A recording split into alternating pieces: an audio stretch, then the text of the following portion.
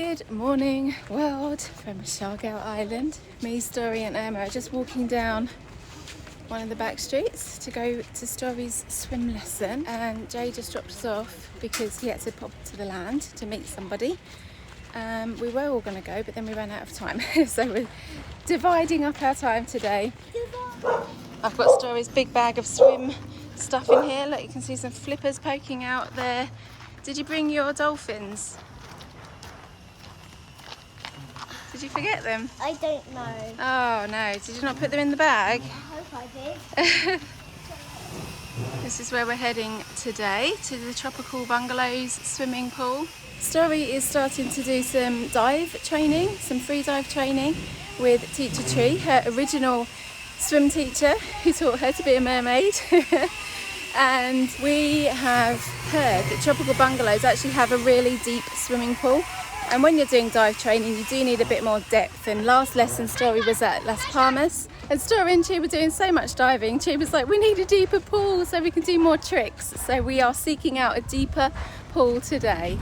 We do have a little bit of time. We've just arrived, but we've got to get Story ready and we'll have a little snack before her lesson. We've got about half an hour. Story was excited to show proper Tropical Bungalows. Right, we've come to get Story in her swim gear, haven't we? Yeah. Get you ready for your lesson. Yeah. Woo, quick change. Yeah, very quick. Ready? Yeah. Okay, so let me do a quick introduction. If this is the first video of ours that you are seeing, welcome to our channel. If not, welcome back. We are a British family who moved to the Philippines 3 years ago at the height of the pandemic. We actually got locked down on the island of Siargao and we decided to move our life out here and stay. Our daughter Story, who is now 6 years old. I'm almost 7. Over 6 years, yeah, I know. Has grown up here on the island since she was 3 years old. And this is where you learnt to swim, wasn't it? Yeah. With the same teacher that's coming today to start teaching you how to dive. She actually taught Story how to swim as well when you were 3 years old. Yeah. So today, I've put the swimming cap on Story for her lesson. After last lesson, what happened to your hair? Floofed. More than floofed. We had to cut a big chunk out of Story's. I had a dreadlock. Yeah, we had to cut a big chunk out of Story's hair I after had a last dreadlock. lesson. That's the start of a dreadlock, wasn't it? It was, yeah. We just could not get the knot out. We tried, we conditioned it, we done everything that we could think of. I spent like how long? Too long. So, Because sometimes when I'm swimming, oh my gosh, I feel like I'm bald. Sometimes when I'm swimming, yeah. Oh, when I dive, yeah. the hair goes like right in my face, and then I come up and it's like Yeah. in my face. Yeah. And So I need to go underwater again. I go. yeah, well, we'll see. We have used this once before, but only for like a fun thing. So we'll see how it works today. We were in the rock pool. Yeah, you do look very cute though. Look at you, you're a swimmer, and you're going to have goggles on as well, so you're going to look quite professional today. But So while we wait, we've got about 10 more minutes to wait till the lesson starts, and me and Irma, Jay's mum, has just ordered a drink, so we're just going to sit and relax while Story's having her seaweed snack. I'm just walking back down to the main road now. Jay's on his way and he's picking me up. We have a few things that we need to do in town, so we've left Jay's mum, Papa, watching Story's lesson. Story's still got over an hour left, so we should hopefully be finished by the time Story's lesson is finished, so we can catch the end of it. Story's lesson is going really well. She's really enjoying it. She was so excited to start today. She couldn't wait to get in the water. She's practicing the diving and she's got a whole list of things that she's going to be going over today. Back with Jay. Back. So we've actually done our bits that we needed to do in town, and you may have noticed that we weren't in our own car, and there's a reason for that. Yeah, so we've been without our car for 4 days now because unfortunately somebody put diesel in it instead of petrol, and it wasn't me and it wasn't Sacha. We said that like it was me, like somebody, like Yeah. it No. wasn't us. No, we paid a professional driver to Yeah. take our car to have its annual registration, and when he was bringing it back home, he accidentally put diesel in it and it screwed up the whole car. Broke drove- it down, and it was a whole thing, which we haven't shown any of it. because we don't have any footage or anything like that. It was all a bit stressful at the time. Didn't and want to film it. We were like towing the car in the middle of the night, took it to a mechanic, and the repair is very expensive. So yeah, at this point we just kind of wanted to put it to the back of our minds, but it's ready to pick up and we will be getting it back today, so hopefully we can get back to life. One thing that was pretty annoying was that we did have a trip planned over to perhaps Davao and the mainland with my mum, but now with the cost of the car and not having the car, yeah, well, we kind of lost 5 days. I think this is the 5th day now, and we could have gone, but now it's kind of playing it too fine because Jay's brother and family are arriving next week, so we've kind of run out of time to do an off-island trip now, which is a shame, but we've been enjoying ourselves on the island anyway. So. Yeah.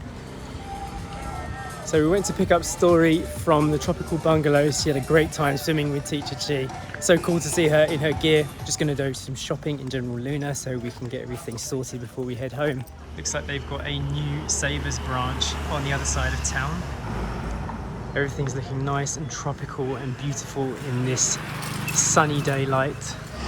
They've got an Aventino's pizza branch over here that we've never been to. And this little store, never been in here either. Not a bad little shop. They've even got Heinz sweet relish. I haven't seen that here before. A1 barbecue sauce. Just like your regular little mini mart store. This is Papa's favourite crisps, isn't it? It's so big though. $4.75 for a bag of crisps, but 1,000 pesos. Oh my goodness. That's like £15, isn't it? Oh my gosh. That is an expensive bag of crisps. Look how big it is though. Bigger than my head. That is pretty big. They're very big. I think we'd all be very unhealthy after eating that. Salt and black truffle flavour. Interesting. We're actually on the hunt for some aloe vera gel. It's something that my mum always uses when we come to the island.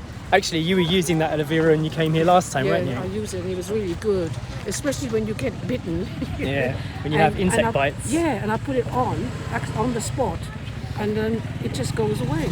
Yeah, it kind of forms a kind of gel, doesn't it? Like Today a I found dryness. out though, I have been bitten, quite badly when we were at that place there. Yeah. But what I found out was I just cleaned myself with those wipes, Yeah. and it stopped itching. Oh, okay. Which is really strange. Maybe there's something inside the wipe as well. Exactly, yeah. Some kind of numbing agent. It's perfect then. Just checking the local sari store, see if they have anything. Next to Barna has. Yeah? No luck in that store then. No, they don't have any skin products. I know they have it in Jolan's, which is Yeah, a they hardware do, store, yeah. but they have it. Yeah.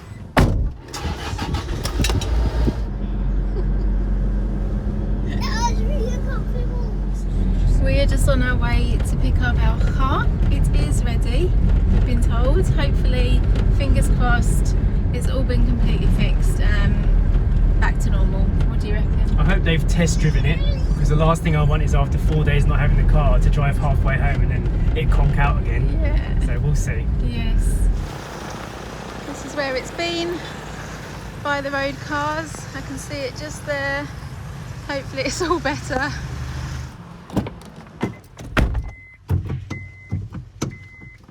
Alright, we're back in our car.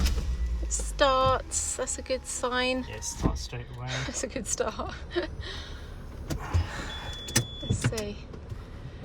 So the total of this spontaneous car trip, Unfortunate repair. unfortunate repair, That was yes. no fault of our own. Very unexpected.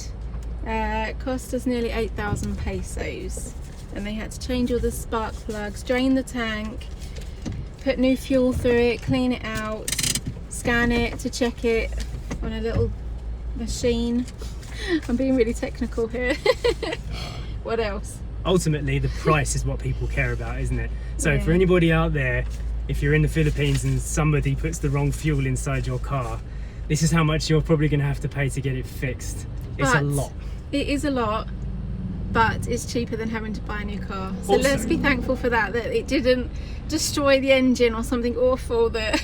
I should note as well that if we were to have this done in the UK, this kind of repair, it would have cost us way more. Because this like total at 8,000 is about 150 British pounds total, which is a lot out here. Yeah. But if this happened in our country, it would have been a much bigger sting. Yes. So I'm grateful for that as well. Yeah, and also, I mean, this hasn't happened to us ever in our life of owning a vehicle. Never. But we have heard of another story at this actual place where this happened to another car as well. The wrong fuel was put in it at the station. So it does happen.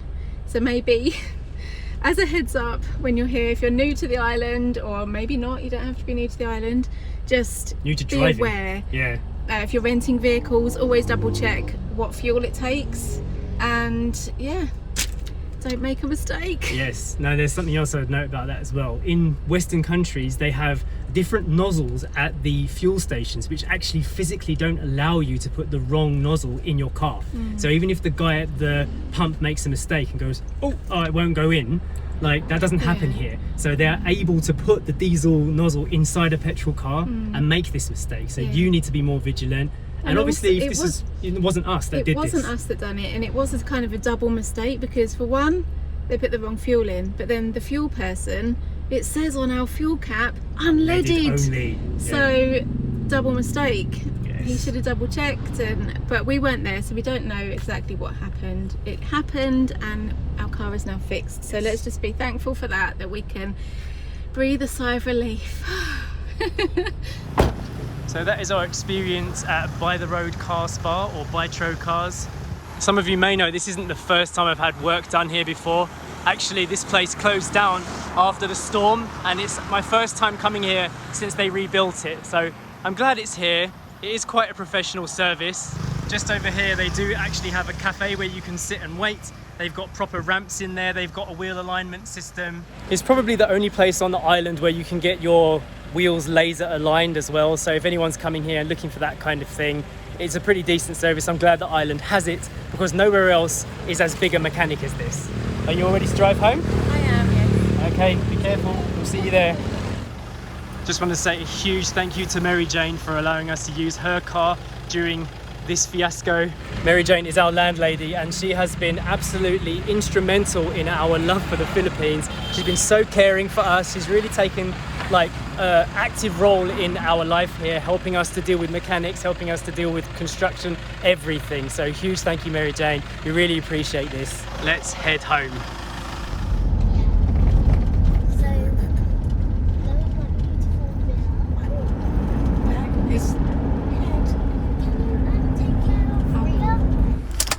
I did not think that you were going to leave me there. Well done. How was the drive? It's fine, the car feels fine. Yeah, No problems. I was watching you from the back. There was no smoke coming out the back. Oh god, yeah, it didn't explode on the way home. All good. Yes, exactly. It's all we can hope for right now, isn't it? All right, let's put away the trusty Innova.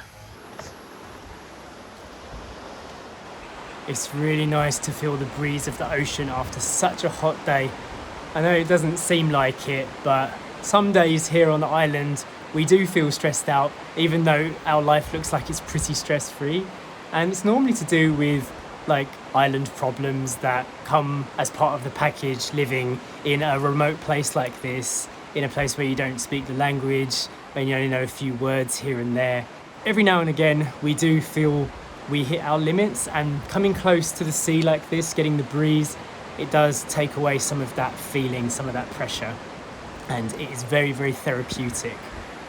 I'm enjoying watching what's left of the sunset now, and when my mind is at peace like this, I'm reminded of how blessed we are to have met so many people in the Filipino community here on the island and abroad that have reached out to us and made our life here a little bit easier because of all the advice you send and the physical help you've sent with all the things we've gone through here with the pandemic and the storm, and just added it all together.